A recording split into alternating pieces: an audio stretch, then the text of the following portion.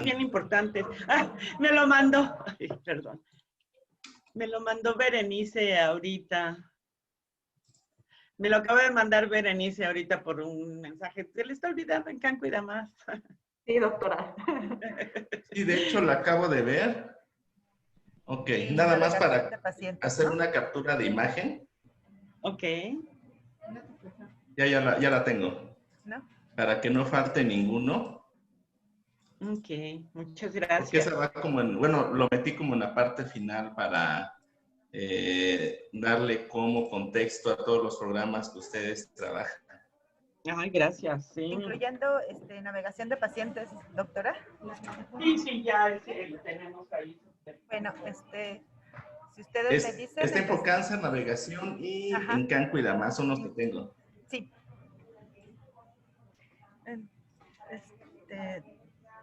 En cuanto ustedes me digan, empezamos a dar el acceso. Ya son las 11. Dame un minuto, Laura, por favor. Sí. Ay.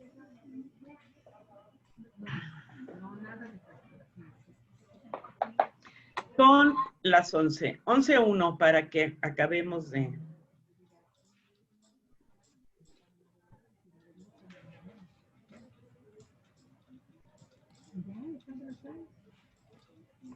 Usted me dice. Listo, Laura, empiece a dar acceso. ¿Listo, doctor Galindo? Adelante. Ok. Empezamos el acceso.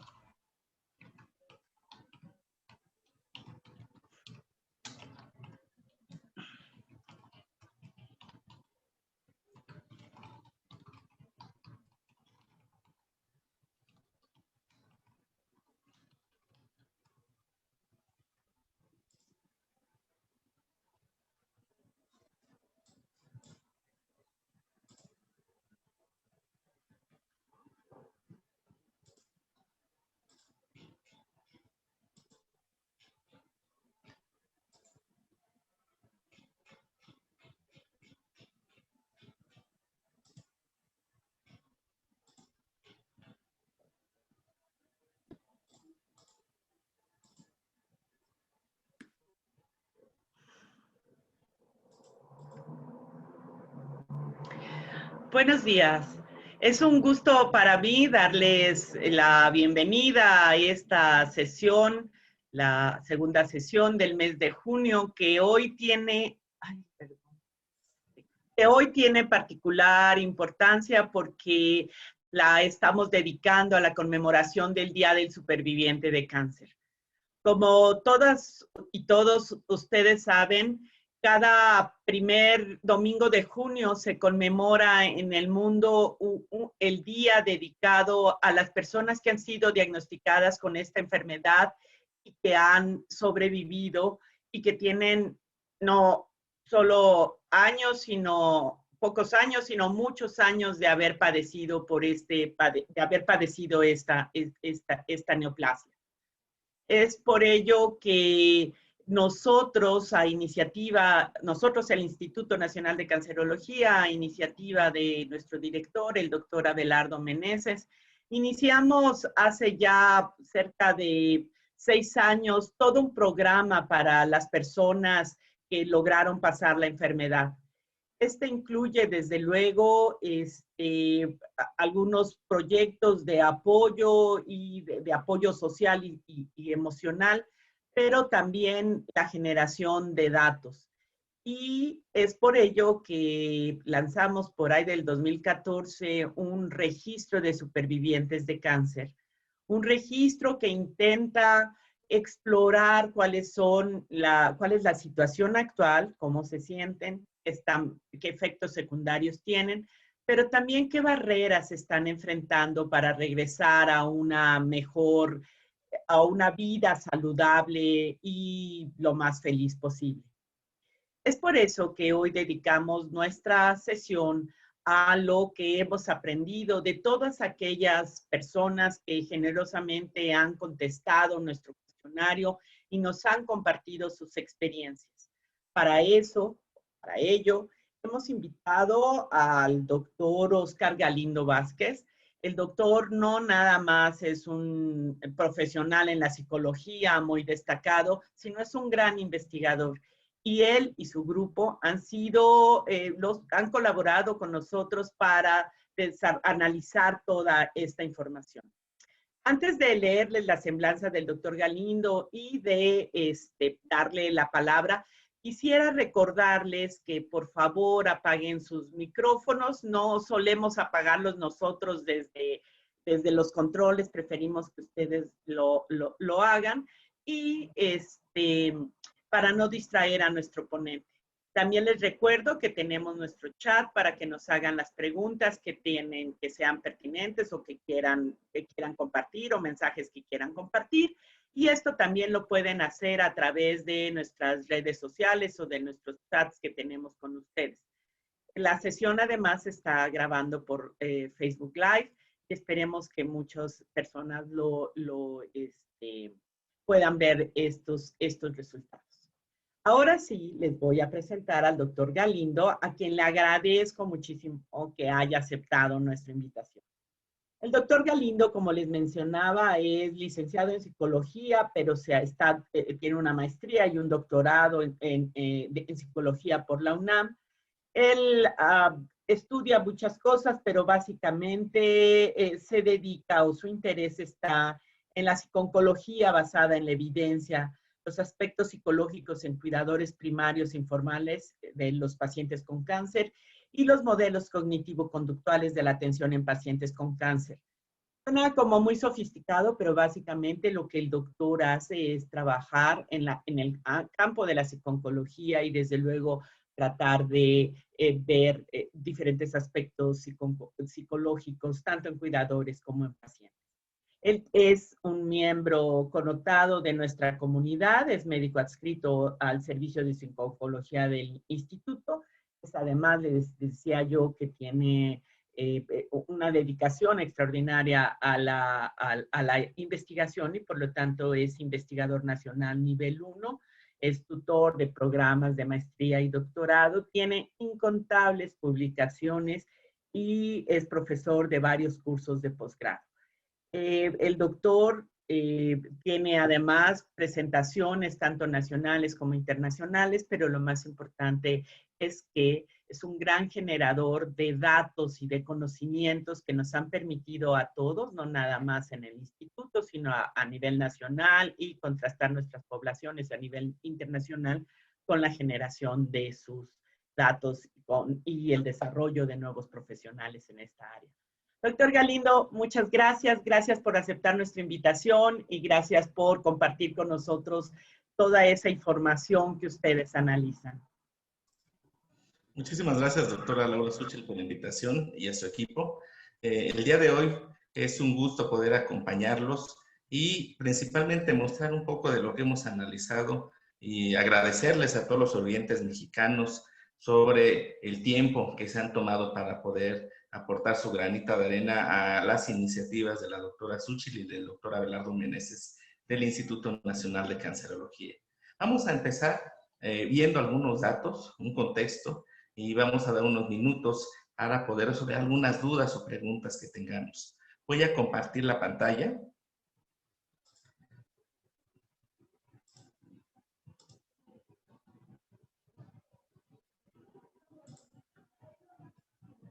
Creo que me tendrían que dar acceso para poder compartir. Ya quedó. Sí, doctor, está activo. Muy bien.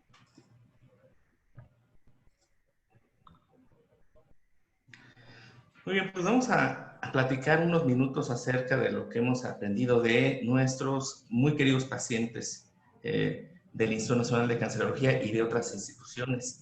Comento que aunque en los próximos minutos yo expondré, este es un trabajo conjunto, por supuesto, de la doctora Laura Suchil, del área de vinculación institucional del INCAN, con apoyo de la maestra Mónica Ramírez Orozco para los análisis.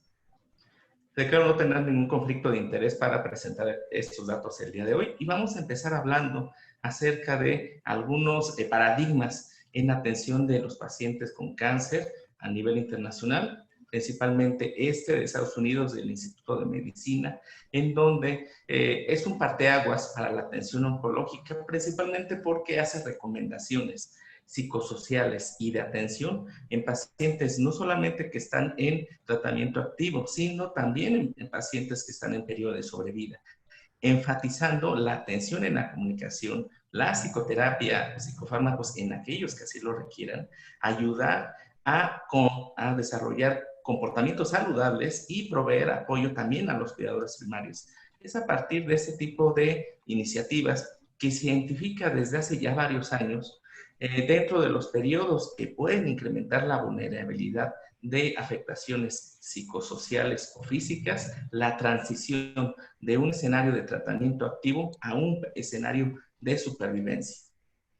En ese sentido, los supervivientes es este grupo de pacientes que una vez concluidos los tratamientos, inicia la etapa considerada como de supervivencia de cáncer, la cual implica nuevos retos como personas, como familias, en donde se requiere un ajuste psicológico prácticamente por el resto de nuestras vidas. El ajuste psicológico como tal, nosotros lo vemos como un proceso continuo que va a lo largo del tiempo adaptándose a las diferentes necesidades. Otro aspecto también que hemos notado y que lo reporta la literatura es la necesidad para poder adaptarnos a esta nueva normalidad posterior al tratamiento. También hay una modificación en cuanto a la red de vigilancia por parte del equipo médico. Nuestros pacientes ya no van tan seguido a la cita con el oncólogo médico, sino se van espaciando conforme pasa el tiempo, como muchos de ustedes lo saben. Y por supuesto empieza a generarse gradualmente una mayor responsabilidad para nuestros pacientes para monitorear su estado de salud.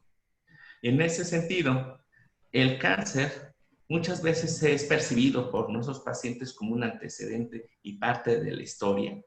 La vigilancia médica se mantiene y esto va a depender también del tipo de cáncer que se haya tenido en algún momento de su vida. Y como ya comentamos, y ahorita los vamos a ver en población mexicana, hay nuevos retos físicos y psicosociales para cada uno de nuestros pacientes.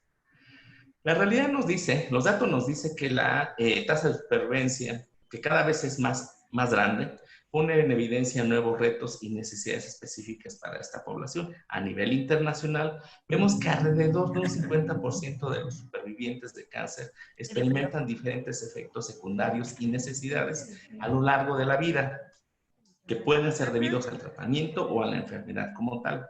Algunos pueden ser graves, otros pueden ser moderados, algunos pueden ser debilitantes, pero buena parte de ellos pueden llegar a ser crónicos. Esto quiere decir que podemos permanecer con ellos varios años de nuestra vida posterior a terminar el tratamiento. Dentro de los cuales algunos de los más citados son, por ejemplo, miedo a la recurrencia, depresión, afectación cognitiva y fatiga como los más comunes. En este contexto, el Instituto Nacional de Cancerología, bajo el liderazgo de la doctora Laura Suchil y del doctor Abelardo Meneses, desarrolló hace varios años, como ya les comentaron, el registro de supervivientes de cáncer. Este registro es un registro a nivel nacional, el cual tiene el objetivo de identificar evidencia que nos permita hacer recomendaciones al sistema de salud y poder reportar qué está pasando en este grupo de pacientes que cada vez es más grande en otros países y en México se requiere dar mayor atención. Los datos originales que nosotros tenemos fueron de más de 4,000 pacientes. Los datos que les presento el día de hoy es una corte en donde se analizaron 3,024 supervivientes, personas que han terminado el tratamiento contra el cáncer, con una edad promedio de 53 años, con un promedio de sobrevida de 6.8 años, muy cercano a los 9 años de sobrevida, en la mayor parte, casi un 90% mujeres, poco más del 50% con diagnóstico de cáncer de mama, y dentro de los tratamientos recibidos más frecuentes está haber tenido cirugía quimioterapia con un 87% y radioterapia con poco más del 53%. Aquí vemos los datos complementarios que nos dan una idea de qué muestra estamos hablando, de quiénes nos apoyaron para poder desarrollar esta evaluación de datos. Como les comenté, vemos que la mayor parte son mujeres, un 87.70%. El grupo de edad es muy interesante, ya que tenemos personas que tienen desde menos de 40 años hasta más de 70 años, siendo el grupo más representativo con mayor porcentaje es el grupo que está entre los 50 y 59 años, población que todavía es muy productiva en ese sentido, seguidos por la población de 40 a 49 años y de 60 a 69 años, que prácticamente tienen una paridad entre 21.4% y 22.2%. Entonces, la mayor parte de esta población, de esta muestra, se compone con esas características. La mayor parte mujeres y la mayor parte entre 40 años y 69 años. Cuando hablamos del tipo de cáncer, como podemos observar en la gráfica que está en la parte superior izquierda, vemos que 60% de los participantes reportaron haber tenido un diagnóstico de cáncer de mama para el cual fueron tratados, seguidos por cáncer cervicouterino, linfoma y colon y recto. Es de llamar la atención que se tienen que hacer más esfuerzos. Esa parte es muy importante, creo que nos corresponde a todos para que el sexo masculino, los varones, participemos cada vez más para poder reportar nuestras necesidades, nuestras experiencias, y cuál es nuestra condición de salud. Respecto a la etapa clínica, es un aspecto muy importante. Aunque por etapa clínica vemos que la etapa 3 y la etapa 2 por autorreporte son las más frecuentes, también hay un grupo muy importante del 35% que al momento de la evaluación no recordaba la etapa clínica específica con la cual fueron diagnosticados y por la cual fueron tratados en ese momento. Esto, por un lado, nos puede dar la perspectiva de mejorar la comunicación con los pacientes y por el otro, también considerar que el tiempo que ha pasado entre que terminaron el tratamiento y el momento en que llenaron la encuesta puede ser lo suficientemente considerable para que pudiera haber ahí algún tipo de sesgo de información. Respecto a la supervivencia, este dato es muy interesante, ya que el grueso, la mayor parte de nuestros pacientes estuvieron entre 1 año y 4.9 años, con el 34% de la muestra. Después tenemos con casi el 30%, 29%, entre 5 y 10 años, más de 10 años de sobrevivencia, 24%, y menos de 1 año, 11.20%. Entonces, podemos observar que tenemos una muestra conformada, la mayor parte por los primeros años de sobrevivencia de esta enfermedad. La literatura nos indica que principalmente son en estos primeros años, los primeros 5 o 10 años, en donde la mayor parte de las necesidades son más visibles, las que vamos a analizar a continuación. Cuando se hizo el análisis de las respuestas que con mucho gusto ustedes nos compartieron, sus necesidades, a través de esta encuesta electrónica, nosotros identificamos 2 grandes grupos: efectos físicos y afectaciones psicosociales. Estos efectos físicos, afectaciones psicosociales, como lo vimos, pueden ser efectos del tratamiento de la enfermedad, pero también no hay que olvidar que principalmente algunas afectaciones psicosociales pueden deberse, connotarse por algunos problemas incluso antes del diagnóstico de cáncer. Hoy sabemos que aquellos pacientes que son diagnosticados con esta enfermedad y que desde antes del diagnóstico tenían problemas de ansiedad, tenían problemas de estrés o síntomas de depresión, son un grupo de pacientes que pueden generar aún más sintomatología durante el tratamiento y durante el periodo de sobrevida. Por otro lado, los efectos físicos usualmente se connotan, se contextualizan en una población mexicana que tiene alta comorbilidad con otras enfermedades médicas, principalmente las enfermedades cardiometabólicas, diabetes, hipertensión, obesidad, son los más prevalentes en nuestra población. Entonces es importante mencionar esto, porque seguramente muy buena parte de la muestra de nuestros sobrevivientes que nos apoyaron a hacer esta evaluación están en este contexto de salud física y de salud mental en población mexicana. Cuando hablamos acerca de las principales afectaciones, podemos observar que cuando hablamos de los problemas psicosociales, como ustedes pueden observar, una parte muy importante, 40% más, reportan por lo menos un problema dentro de los 7 más frecuentes, que son efectos en la sexualidad, temor por recaída, preocupación, depresión, problemas económicos, de lo cual vamos a hablar en un momento, discriminación y ansiedad. De acuerdo a la Organización Mundial de la Salud, incluso se considera un problema relevante en una población cuando supera el 30%. Entonces, aquí podemos observar que buena parte de la muestra que participó en este estudio presenta diferentes afectaciones. Cuando nos damos a los efectos secundarios, los más frecuentes son fatiga, lo cual va totalmente de acuerdo con la literatura a nivel internacional, aumento de peso, dolor de los huesos por autorreporte y cambios en la piel.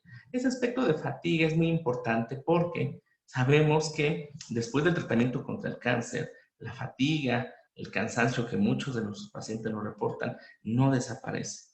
En muchos pacientes permanece, incluso algunos años después de terminar el tratamiento, para lo cual se requieren desarrollar programas multidisciplinarios para poder atender esta necesidad, al igual que los problemas psicosociales de los cuales vamos a hablar también en un momento. Muy bien, la fatiga en esta muestra de población mexicana a nivel nacional es el principal síntoma prácticamente con la mitad de los participantes, reportándola al igual que la ganancia de peso y dolor óseo. Alrededor del 40% reportó también otras afectaciones como cambios en la piel y alteraciones digestivas. Alteraciones digestivas que eran en un grupo bastante heterogéneo como diarrea o dolor. En menos porcentaje, entre el 21 y 32%, linfedema, disfunción sexual, problemas hormonales y pérdida de la memoria. La disfunción cognitiva, problemas de memoria, problemas de atención, es algo muy reportado a nivel internacional, principalmente en pacientes con cáncer de mama que se vieron expuestas a diferentes tratamientos de quimioterapia, que es muy importante poderle dar un poco más de espacio, de atención, reportarlo y generar programas de atención para esta población. Aquí podemos ver la distribución. Entonces, vemos que un porcentaje bastante amplio reporta este tipo de efectos secundarios. Desde disfunción sexual, problemas hormonales, pérdida de memoria, hasta las tres más frecuentes, como ustedes pueden verlo: fatiga, aumento de peso y dolor en los huesos. En el caso de fatiga, es muy importante recordar que la fatiga usualmente no es solamente que me sienta cansado físicamente, no. La fatiga también se expresa en tres áreas: cansancio o fatiga física, fatiga mental, o sea que estamos fatigados de poder hacer cálculos o planear actividades en nuestra vida cotidiana, pero también fatiga interpersonal. Se caracteriza esta última por el aislamiento de las personas, de nuestros pacientes, con el objetivo de no interaccionar con diferentes personas en diferentes áreas de su vida, llámese atención clínica, con sus médicos, con sus hijos o con sus familiares en el aspecto laboral. Entonces, fatiga es quizá, como se pueden ver en estos datos, el problema más relevante de los efectos secundarios en sobrevivientes de cáncer mexicanos, lo cual va de acuerdo a los reportes a nivel internacional y para la cual se requieren programas multidisciplinarios en donde tendría que estar un psicólogo, un terapeuta, tal vez alguien de rehabilitación física, una enfermera, dirigida a atender estas necesidades. Respecto a las afectaciones psicosociales. Dentro de las afectaciones psicosociales, dentro de las más reportadas, están las alteraciones en la sexualidad, la cual representa la principal afectación con alrededor de un 80%, seguido por el miedo a la recurrencia con un 57% y preocupación generalizada, ¿ok? ¿Qué es esta preocupación que está fluctuante la mayor parte del día, que tal vez no es específica, pero precisamente su estabilidad y fluctuación a lo largo del día nos puede generar a la larga diferentes grados de afectación y de disfuncionalidad? Respecto al miedo a la recurrencia del cáncer, ese aspecto es muy importante, ya que a nivel internacional se ha reportado que el principal problema psicológico en sobrevivientes de cáncer es el miedo a la recurrencia, principalmente en aquellas personas que han tenido antecedentes de cáncer familiar, que tienen, por ejemplo, una mutación genética identificada, que tienen hijos pequeños, que tienen poco apoyo social. Entonces, esa parte es muy importante porque usualmente esta se presenta y aumenta en frecuencia cercano al día en cuando regresan con nosotros a sus citas de seguimiento. Otros problemas están, por ejemplo, síntomas depresivos, percepción de discriminación. Esta parte es muy importante. Acordémonos que para hablar de discriminación hay dos componentes, el estigma y la discriminación. El estigma es esta etiqueta que se da socioculturalmente a las personas, y la percepción de discriminación es cuando nosotros percibimos que hay una conducta que nos separa de las oportunidades para poder llevar a cabo nuestras actividades cotidianas o de bienestar emocional. En ese sentido, prácticamente la mitad de la muestra, 47%, reporta ese tipo de problemas. Otros aspectos reportados son síntomas de inseguridad, estrés y ansiedad, con entre un 32 y 40%. Problemas psicosociales, que son los que estamos viendo en este momento. Observamos efectos en la sexualidad con un 80%, está más o menos 20% arriba de temor a la recaída y preocupación. ¿Qué entendemos por efectos en la sexualidad y su diferencia, por ejemplo, con problemas de fertilidad?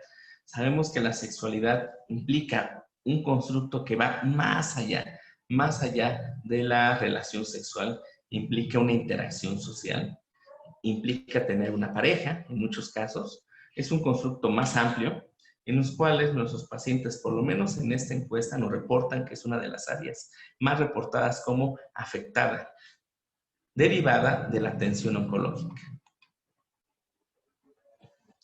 Hicimos algunos análisis con los datos que amablemente nos compartieron, con su experiencia que nos compartieron, para comparar entre grupos, ¿ok?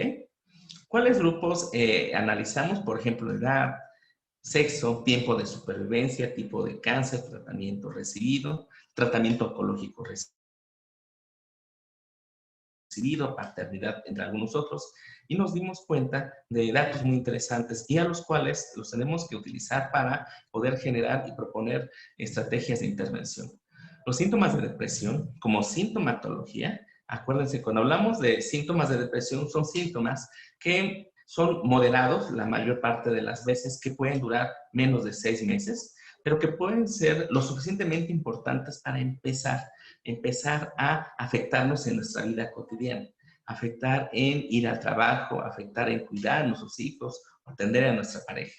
Problemas económicos, la toxicidad financiera es uno de los principales problemas en esta muestra, fatiga, problemas de memoria de nuevo, aumento de peso, cambios en la piel, en la coloración o en la textura de piel, alteraciones digestivas, linfedema, por supuesto, en grupos muy específicos, neuropatía, disminución del deseo sexual y problemas hormonales.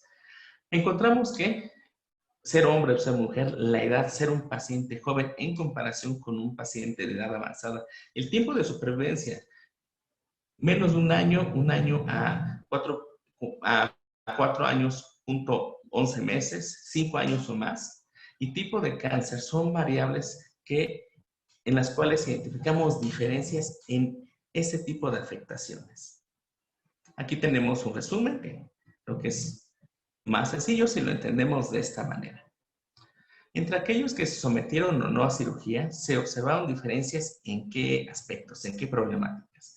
Síntomas de depresión, síntomas de ansiedad, temor a la recaída, linfedema, neuropatía y disminución del deseo sexual. Un aspecto muy importante, porque entonces vemos que aquellos pacientes que presentaron como antecedente una cirugía, tendremos que tener especial atención en estas necesidades. Ahora, cuando hablamos, por ejemplo, de diferencias en variables como fatiga o infertilidad, linfedema y neuropatía, se sabe con estos resultados que entre aquellos que recibieron o no quimioterapia, radioterapia, hormonoterapia y braquiterapia, se hace una diferencia estadísticamente significativa. Muy bien.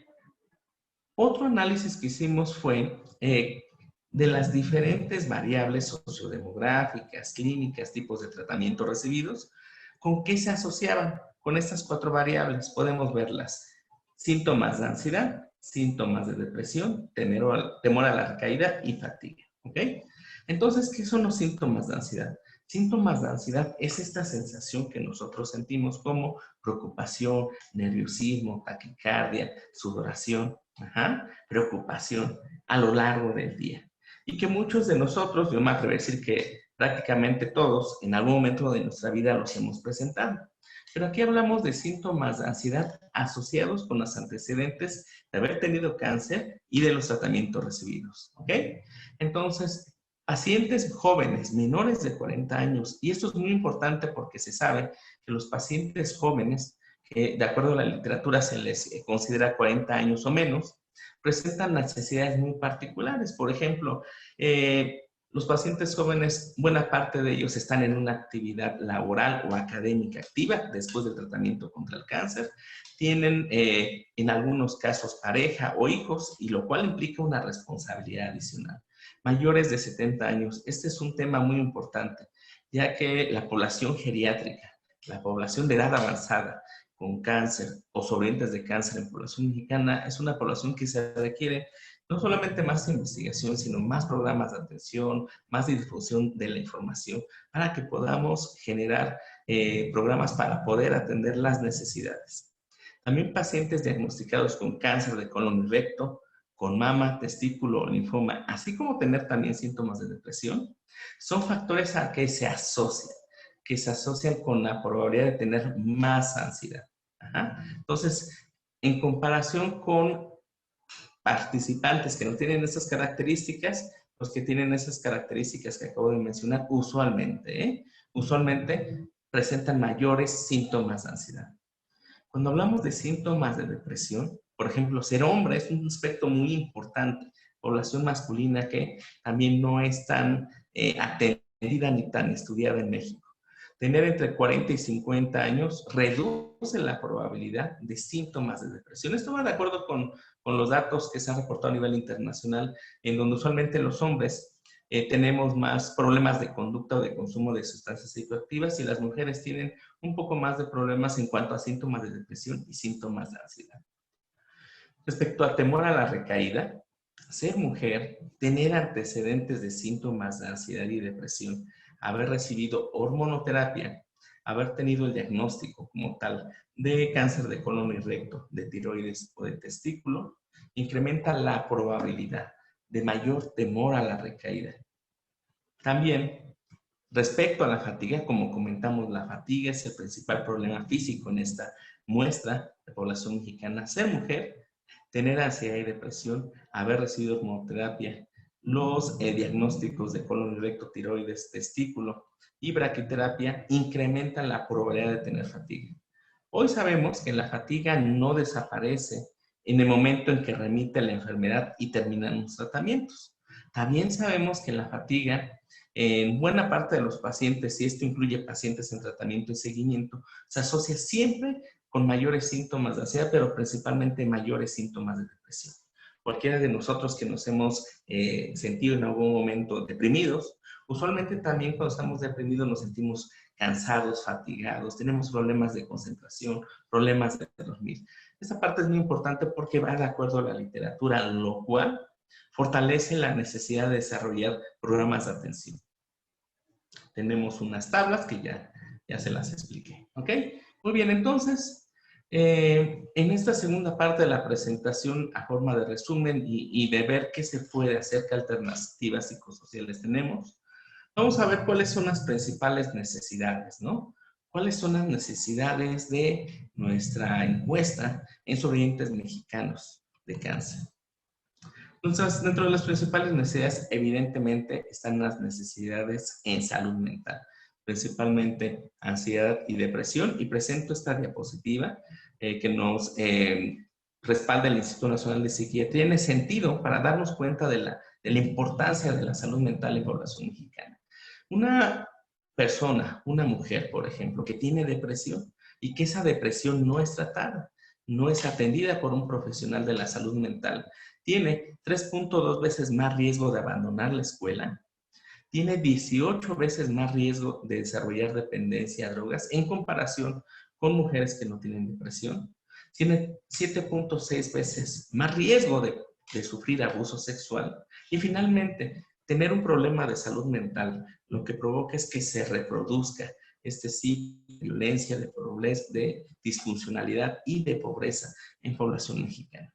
Entonces eso es muy importante porque sabemos que en población mexicana, por ejemplo, en promedio, las personas, los mexicanos, tardamos 14 años entre que empezamos a tener síntomas de depresión y que finalmente llegamos con el profesional de salud mental. 14 años es una vida. De esta problemática no escapan los sobrevivientes de cáncer mexicanos. Otro de los principales problemas que también reportan es la toxicidad financiera. Entonces ya vimos, ¿no? Fatiga es uno, problemas de salud mental es otro, principalmente ansiedad, depresión, miedo a la recurrencia, toxicidad financiera. Y esta afectación económica es muy importante porque sabemos que el cáncer es una enfermedad sumamente cara, y que ese término, afectación económica o toxicidad financiera, se ha convertido en un término familiar cada vez más común, en un escenario oncológico, ¿ok? Y también en otras enfermedades como del corazón, otras patologías. ¿Qué es la toxicidad financiera? Entonces, la toxicidad financiera se compone de dos elementos: el dominio objetivo, que mide textual el gasto sanitario en relación a la accesibilidad, ¿ok? Y el dominio subjetivo. El dominio subjetivo se refiere a la información financiera reportada por los propios pacientes, más allá de los gastos pagados en pesos o en dólares, si fuéramos en otro país, ¿ok? Otro de los problemas sería la función cognitiva. Este problema que usualmente cuando atendemos a nuestros pacientes, el Instituto Nacional de Cancerología nos dicen: doctor, tengo problemas para recordar las cosas, tengo problemas de atención, tengo problemas de memoria, me desespero. Mis familiares me dicen que por qué tengo lentitud al poder leer o darle hilo o darle seguimiento a una conversación. Ese aspecto también es muy importante, para los cuales se han estado haciendo al interior del instituto gradualmente algunos esfuerzos para atender estas necesidades. Es muy importante que las pacientes y los pacientes que nos escuchen el día de hoy y que identifiquen esta afectación no se sientan culpables. Eso es algo real. Eso es un problema real que se ha reportado en varios países, principalmente en aquellos que han pasado por un esquema de quimioterapia y que después de terminarlo, en buena parte de los pacientes no remite de inmediato. Se presenta de forma oscilatoria, más o menos en la mitad de nuestros pacientes, y para lo cual, de ser grave, sí se requeriría la atención con algún profesional, principalmente con un enfoque de neuropsicología. En este contexto, ya cuando vimos cuáles son dentro de los principales problemas, identificamos algunas barreras asociadas a la menor utilización de servicios. Son datos de una colega de Nueva York, en donde hay estudios que mencionan que, hablando de supervivientes con cáncer, ¿cuáles son las barreras asociadas a la menor utilización de servicios? El deseo de regresar a la normalidad, no entender beneficios de la terapia de salud mental o del profesional de salud mental.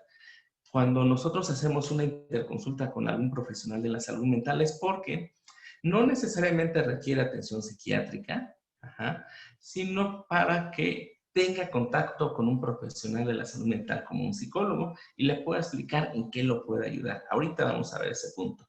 No saber dónde pueden recibir servicios, estigmas sobre la salud mental, es un aspecto muy importante. La creencia que es normal tener malestar emocional puede llegar a ser esperado, pero no es normal, y menos cuando se está saliendo de nuestras manos, y esto implica que tengamos problemas, por ejemplo, para ir a trabajar, para ir a nuestras citas médicas, para cuidar de nuestra familia. La creencia de que los proveedores de la salud mental no entenderán el trasfondo o contexto cultural en el que estamos y sentirse incómodos. Muy bien. Esta diapositiva es muy importante. Ya vimos que muchos de los problemas que presentan nuestros oyentes en este estudio son de tipo psicosocial, emocionales. Entonces, ¿cuáles serían los criterios que nosotros tendremos que saber como pacientes? ¿En qué nos puede ayudar como pacientes, como sobrevivientes de cáncer, un psicooncólogo, un profesional de la salud mental? Nos puede ayudar para mejorar a la adhesión a nuestros tratamientos. Y ojo, cuando hablamos de los tratamientos, ya no estamos recibiendo quimioterapia, pero probablemente sí tenemos que hacer cambios en nuestro estilo de vida, hacer mayor actividad física, consumo saludable, tal vez en aquellos pacientes que fumaban y que empiezan a volver a consumir tabaco, trabajar para dejar de hacer ese tipo de comportamientos. Afrontar las secuelas del tratamiento, apoyar en la toma de decisiones, afrontar las malas noticias, y evidentemente en este caso una mala noticia puede ser la recurrencia de la enfermedad en el caso que se presente. Pacientes con poco apoyo social. El apoyo social es fundamental. Nosotros, sobrevivientes o no, sabemos que cuando tenemos un problema importante en la familia, de salud, económico, siempre el apoyo social, el tener apoyo social es un factor importante para mayor adaptación. Y esto es en cualquier enfermedad. Apoyo en el manejo de duelo, apoyo a los cuidadores. Nuestros cuidadores primarios les hagan un reconocimiento, todo el INCAN les hace un reconocimiento porque hacen un trabajo muy importante, espléndido. Y es gracias a tu trabajo que nosotros podemos tener el éxito en muchos de los tratamientos que ofrecemos, porque ellos se encargan de hacer labores como el transporte de la casa al hospital, del hospital a la casa, labores de higiene, de protección emocional, de búsqueda de recursos económicos. Reintegración en la vida cotidiana de nuestros sobrevivientes, por supuesto, y problemas de relación médico-paciente, la interacción entre el médico y el paciente, yo me atrevería a decir la interacción entre el equipo de salud y el paciente. Y en esa parte final vemos que este es el sistema de salud actual que tenemos en México. Entonces tenemos muchos retos porque como podemos ver, cuando regresamos de la sobrevida, más bien cuando acabamos el tratamiento contra el cáncer e iniciamos la sobrevida, nos enfrentamos a esto, a un sistema de salud en donde se tendría que tener un cuidado comunitario informal y centros de salud mental más consolidados, los cuales todavía siguen siendo insuficientes y no están lo suficientemente integrados. Y de requerir atención especializada, son muy pocos las opciones que tenemos, están saturadas y usualmente no hay una adecuada atención y detección a este grupo de pacientes. Pero, ¿qué se puede hacer?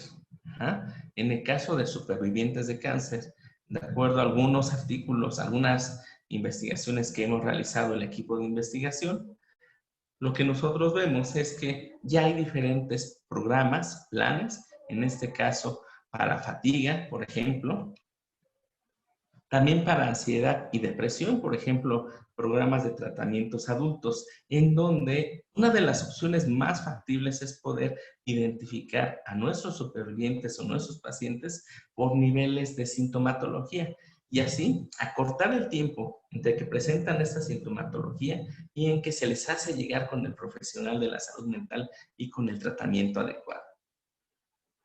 Una de las opciones que se está trabajando en el Instituto Nacional de Cancerología y que es importante que ustedes sepan que es una de las terapias psicológicas con mayor eficacia para poderlos apoyar es la terapia cognitivo-conductual, que básicamente consiste en la identificación de nuestros pensamientos, qué pensamos, si estos pensamientos son distorsionados o disfuncionales y el efecto que esto pueda tener en nuestro estado de ánimo y en nuestro comportamiento, ¿ok?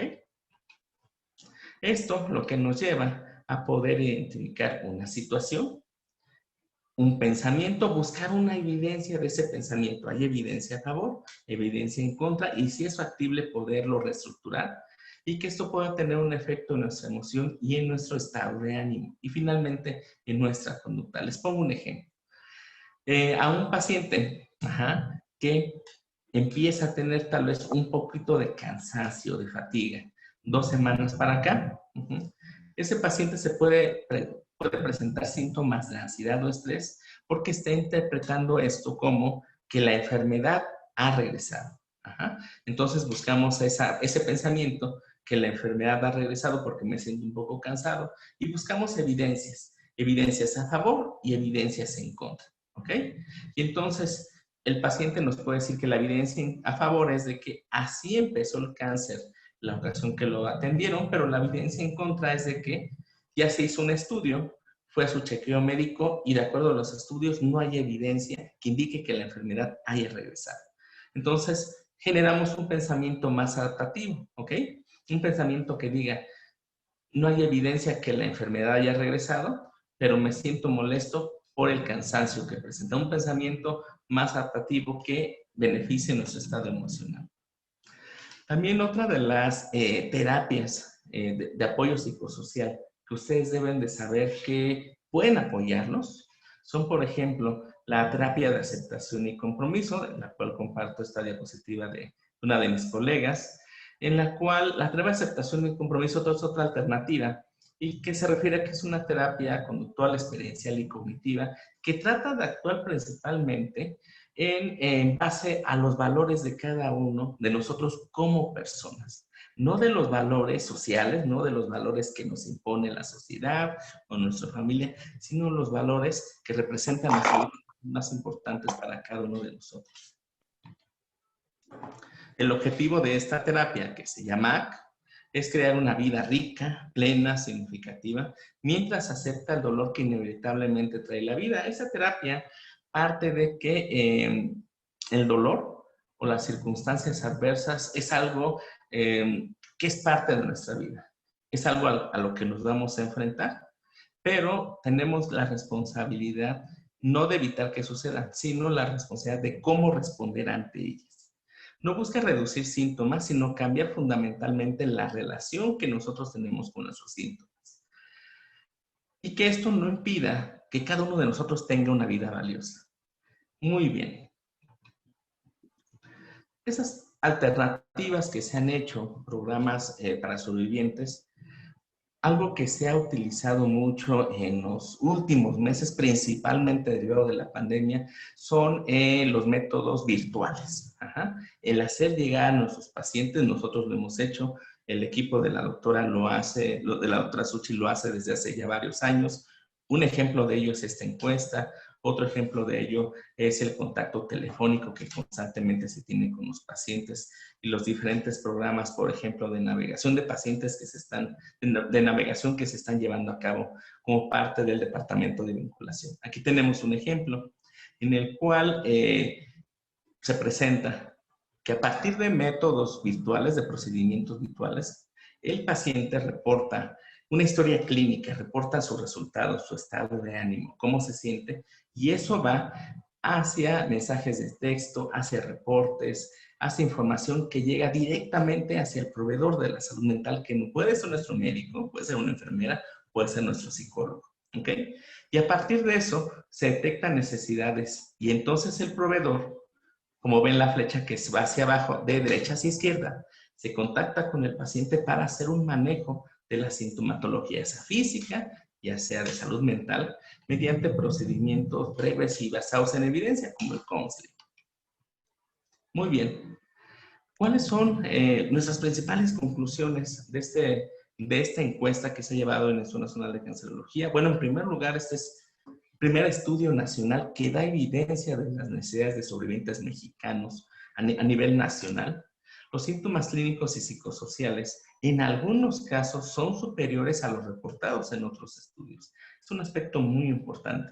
Y algo que hay que agregar es que de por sí, no solamente en población mexicana, en población latinoamericana, se tiene poca evidencia de esta información. Entonces, se sabe, consideramos que esta información es sumamente importante para tomar decisiones. Entre el 89 y 40% requiere interconsulta con algún servicio de atención psicosocial. Ojo, no estoy diciendo que requiere terapia psicológica, pero sí requeriría por lo menos tener contacto con algún profesional de la salud mental, tal vez algún psicólogo, algún psiquiatra o alguna enfermera o trabajador social entrenado en esta área para poder identificar necesidades. Y en ese punto entonces se decida si requiere algún tipo de tratamiento o no. Se requiere considerar la evaluación de psicología y de diferentes áreas en la toma de decisiones sobre tratamiento y seguimiento. Y un aspecto importante es las intervenciones psicosociales que se están llevando a cabo, que tienen que dirigirse a su bienestar emocional, como las necesidades que ya vimos, el miedo a las recurrencias de depresión y calidad de vida, principalmente fatiga. Y para terminar, las intervenciones virtuales, vía telefónica, virtuales, modalidades terapéuticas o en línea, que pueden mostrar efectos benéficos, prometedores y que de hecho ya se están llevando en el INCAN con diferentes esfuerzos, diferentes programas, partes de ellos del programa de vinculación, desde hace algunos años en beneficio de nuestros pacientes.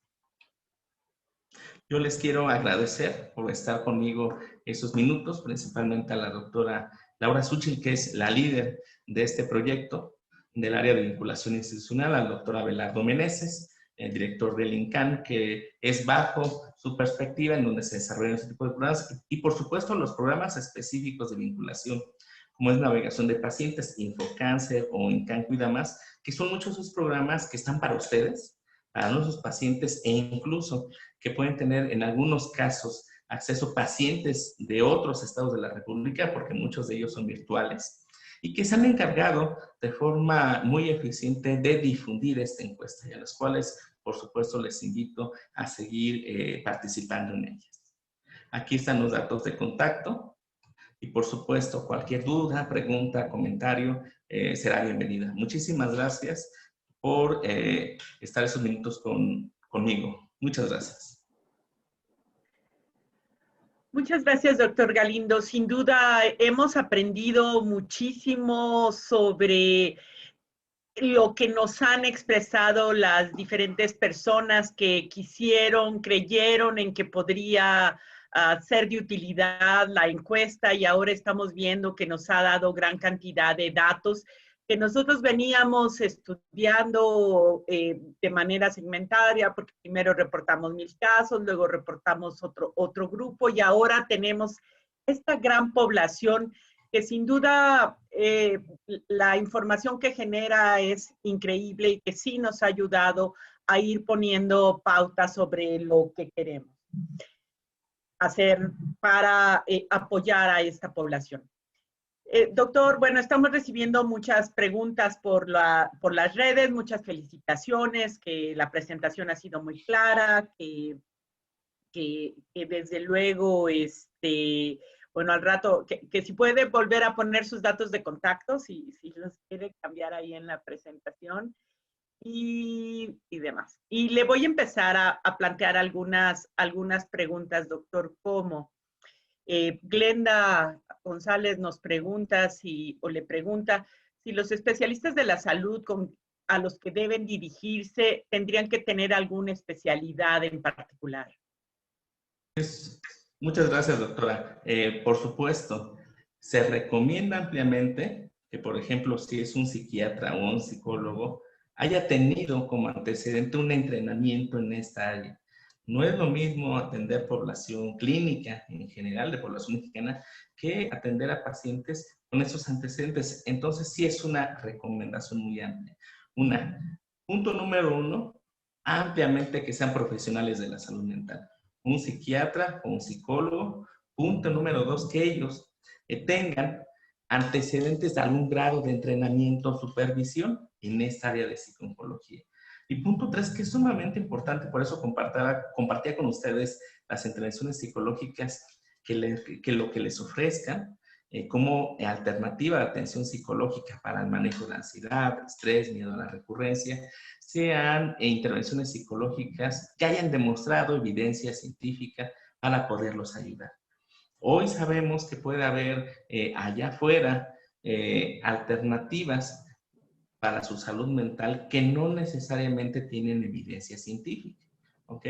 Entonces, por ejemplo, ¿qué alternativas tenemos? La terapia cognitivo-conductual, el counseling, la terapia de aceptación y compromiso, mindfulness, seguramente lo han escuchado ustedes, terapia conductual, son principalmente aquellos abordajes psicológicos que sí han mostrado efecto benéfico y que seguramente los pueden apoyar.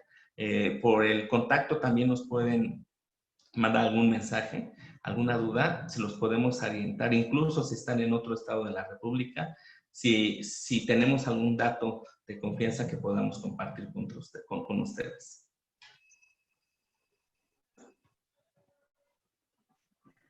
Muchas gracias, doctor. Sí, aquí, bueno, hay varias preguntas sobre la atención, voy a tratar de juntarlas.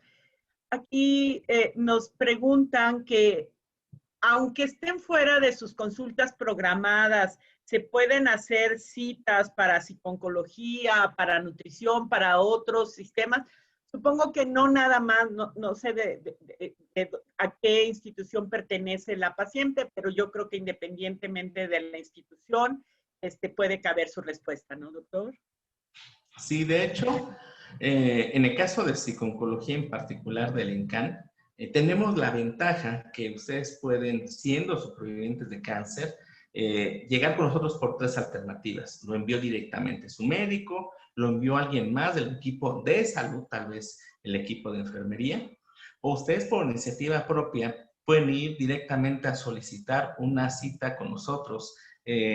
Lo que hacemos, tratamos de procurar es verlos de preferencia el día en que vienen también a otra cita médica. Durante tiempos de pandemia también nos hemos adaptado a atención psicológica vía virtual e incluso hay algunos grupos de investigación en el instituto que tienen protocolos de intervención psicológica por los cuales se pueden ver beneficiados. Entonces, si en la práctica cotidiana tendríamos esas 3 rutas, son enviados por el equipo de salud, son enviados por su médico o puede ser iniciativa propia. Yo les recomiendo que si ustedes identifican en su persona ansiedad, depresión, preocupación, miedo a la recurrencia, y que ustedes consideran que esto les está impidiendo hacer su vida cotidiana con normalidad, entonces eso es un buen indicador, es como un foco amarillo que nos dice, vamos a darnos la oportunidad para contactar al psicólogo, para saber qué es lo que hace. Ese es el primer paso. Mis pacientes cuando llegan conmigo es informarles cuál es el objetivo del servicio, qué hacemos, quiénes somos, horarios, etc. Ese considero que sería como la primera oportunidad para poder hacer un cambio en nuestro bienestar emocional. Doctor, bueno, mucho sobre las consultas. Si pertenecieran a otras instituciones, ¿podrían solicitarles a ustedes tal vez atención a través de línea en que pudieran platicar con las personas? Porque obviamente, bueno, ya tienen bastante carga de pacientes con los institucionales y tendrían que tener número de carnet y cosas así. Pero, ¿qué hay de algunos otros que están identificando que requieren apoyo y si ustedes a través de este programa que han instituido pueden ayudarlos? Sí, de hecho, aquí sería el paso 1, saber de qué instituciones viene. Y nosotros tenemos contacto con la mayor parte de los centros estatales de cancerología. Si fuera el caso, si tenemos el contacto con quienes en su institución, le daríamos directamente la información. Si no fuera el caso, una posibilidad podría ser algunos programas que hemos hecho a lo largo del año y que trabajamos como con asociaciones.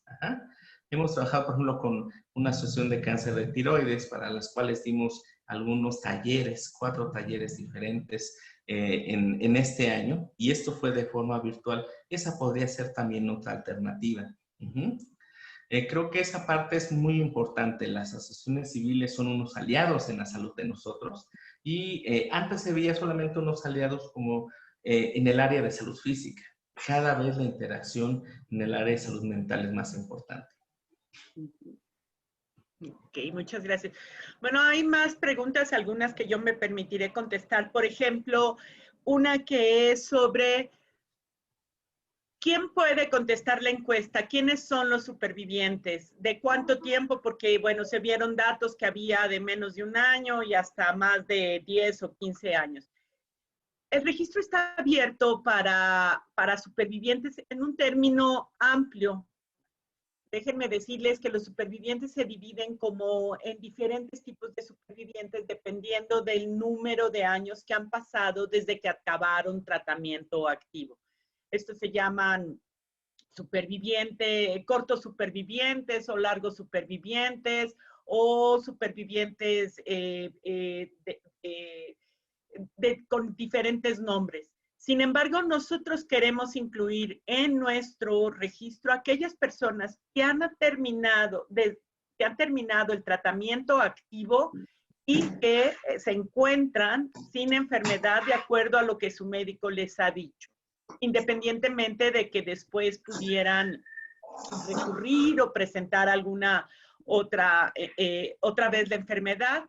Una vez que terminan tratamiento activo y que su médico les dice no tienen más enfermedad, podrían contestar el cuestionario. Desde luego, lo que hace el doctor Galindo y todos los investigadores que analizan estos datos es agruparlos. Y entonces, por eso ustedes vieron que había de menos de un año, de entre 1 y 5 años, más de 5 años, que es cuando se considera que la enfermedad tiene muchísima menor probabilidad de regresar, y luego los largos supervivientes que tienen 10, 12, 15, 20 años.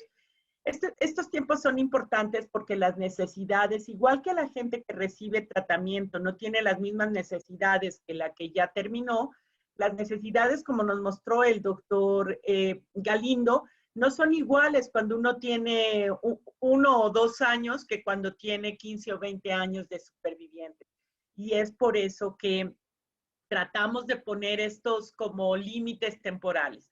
Por otro lado, consideramos, como les decía, el término amplio de superviviente y los consideramos desde el momento en que terminaron el tratamiento activo y que no tienen, que su médico les dice que no tienen enfermedad, hasta, bueno, pues todos los que tengan todos los años que esperamos que cada vez haya más y más personas que estén en este momento. Otra pregunta que estoy recibiendo por aquí que también quiero comentarles es que, en efecto, en los cortes que hemos hecho, hemos logrado ir haciendo programas para apoyar las diferentes necesidades que nos ha mostrado el doctor Galindo, además de los que ellos mismos en el área de oncología, su grupo ha desarrollado. Entonces, nosotros en el área de vinculación, en el departamento de vinculación, pues estamos tratando de enfrentar estas necesidades. Y un ejemplo, el más reciente, es este de la toxicidad financiera. Y es por eso que el pasado 14 de junio empezamos un curso que se llama El cáncer y tus finanzas. Es de lo más innovador que hay. No se había dado antes en nuestro país, a pesar de que en otros países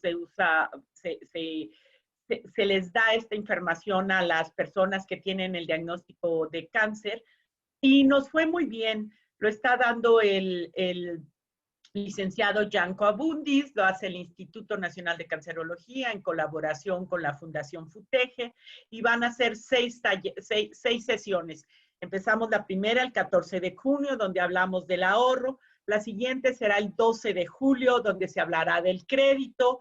Y así vamos tocando diferentes temas para que todos estemos educados en las posibilidades que hay y podamos enfrentar mejor la enfermedad. Desde luego, sobre todo estos aspectos psicosociales que antes no tocábamos, que nosotros nos quedábamos nada más en la parte física, porque era la parte que le correspondía al equipo de salud, pero ahora queremos que los supervivientes pues se reinserten y tengan una vida productiva y feliz, lo más feliz que se pueda, y por eso estamos abordando estos temas. Entonces, yo los invito a todos a que se inscriban, van a salir por ahí las invitaciones. Está de lo más interesante, aprendimos la sesión pasada que no importa el dinero que tengamos, no importa. Así tengas 10 pesos, debes de ahorrar una parte de esos 10 pesos y sí se puede. Sí se puede. No tiene uno que ser rico, nos decía el licenciado Abundis, para pensar en tener un ahorro. Y es este ahorro el que te va dando también, y el doctor Galindo me apoyará, esa sensación de control. No puedes controlar la salud en ese momento porque esa pues no la puedes controlar, pero sí puedes controlar, por ejemplo, tus finanzas, una parte muy importante de la calidad de vida. ¿No es así, doctor? Ok, bueno, más preguntas.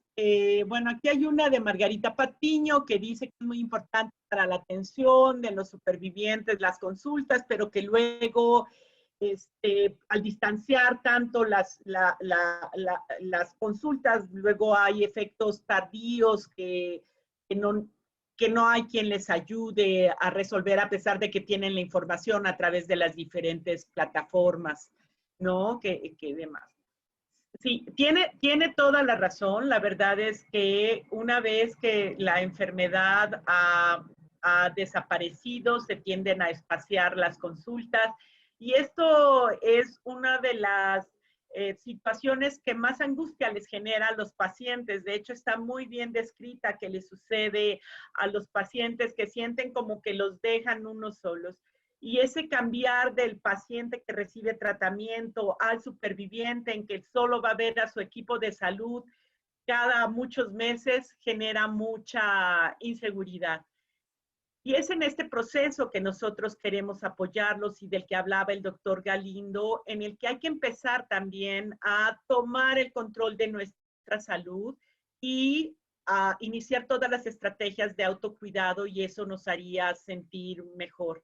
Desde luego ya saben que siempre que tengan un síntoma grave, algo que no esté normal, pueden regresar a sus instituciones y ahí pedir una consulta y seguramente los atenderán. Bueno, estamos llegando prácticamente al final de la sesión. De hecho, ya nos pasamos mucho. Yo quiero agradecer la participación de todas las organizaciones. Tenemos organizaciones de Puebla, de Tamaulipas, de Guadalajara, personas pacientes de varias instituciones, no nada más del Instituto de Cancerología, sino de nutrición y de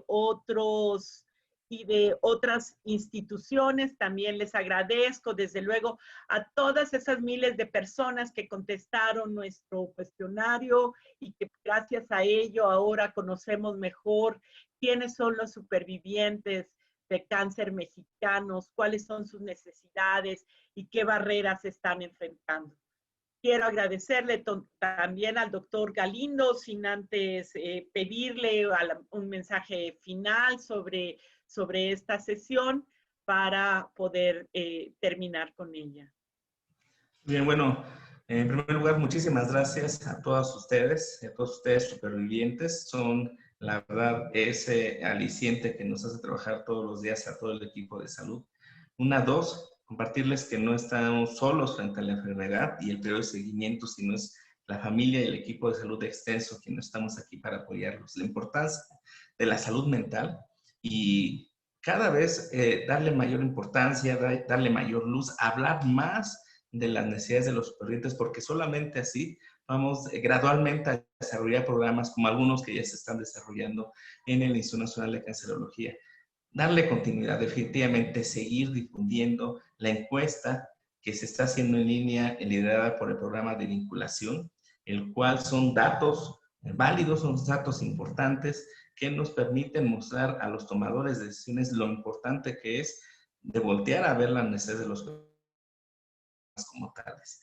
Hay muchas preguntas, lo veo, puse mis datos de contacto, me comprometo si me escriben gradualmente ir contestando algunos aspectos muy específicos o incluso de interconsulta en sus instituciones o dentro del INCAN para que podamos apoyarlos en ese sentido. Y por supuesto, reconocer el trabajo que se está haciendo por los sobrevivientes de cáncer en el Instituto Nacional de Cancerología, liderados por supuesto por la doctora Xochitl. Gracias, doctora, por la invitación, y por nuestro director, el doctor Abelardo Meneses.